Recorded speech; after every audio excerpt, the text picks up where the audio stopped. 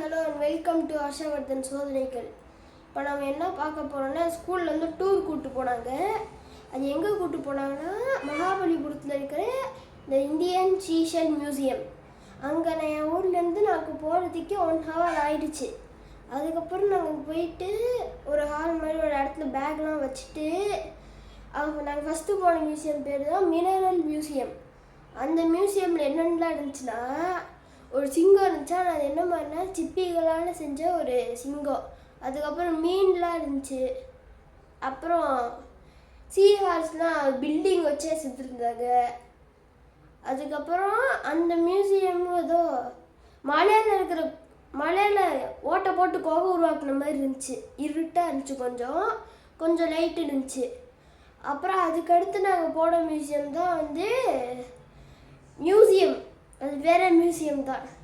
அதில் நிறைய சங்கு, அப்புறம் அந்த காலத்தில் எப்படிலாம் மீன்லாம் பிடிச்சாங்க, அப்புறம் நிறைய கப்பல் அந்த மாதிரிலாம் இருந்துச்சு. கிட்டத்தட்ட 1000 டைப் ஆஃப் சங்கெல்லாம் இருந்துச்சு. அதுக்கடுத்து நாங்கள் அந்த மியூசியம் விட்டு டைனோசர் மியூசியம் பார்த்தோம். டைனோசர் மியூசியம்ல கிட்டத்தட்ட 8 டைனோசர்ஸ் இருந்துச்சு. அந்த 8ல் நாங்கள் 8ஐயும் பார்த்தோம். ஆனால் அது என்ன மாதிரினா, தொட்டா கத்தும். அந்த மாதிரி அது லைட்டாக தொட்டா ஆடு கத்தும். ஒரிஜினல் டைனோசர் மாதிரியே பயங்கரமாக அது கத்தும்.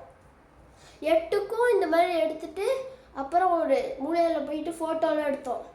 ஃபோட்டோ எடுத்துகிட்டு போயிட்டு அடுத்து நாங்கள் போன மியூசியம் ஹாரர் மியூசியம்.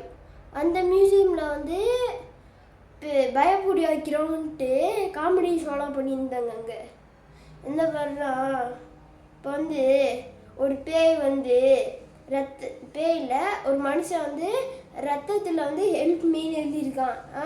ஆனால் அது எங்கள் கண்ணுக்கு எப்படி தெரியுதுன்னா, ரெட் கிரையான்ஸை வச்சு ஹெல்ப் மீன் எழுதியிருக்கிற மாதிரி இருக்குது.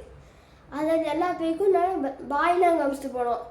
அதுக்கப்புறம் லஞ்சு சாப்பிட்டு அங்கேருந்து நாங்கள் ஸ்கூல்லேருந்து நாங்கள் வீட்டுக்கு போயிட்டோம். தேங்க்யூ. இதுதான் நான் அங்கே பார்த்தேன். தேங்க்யூ.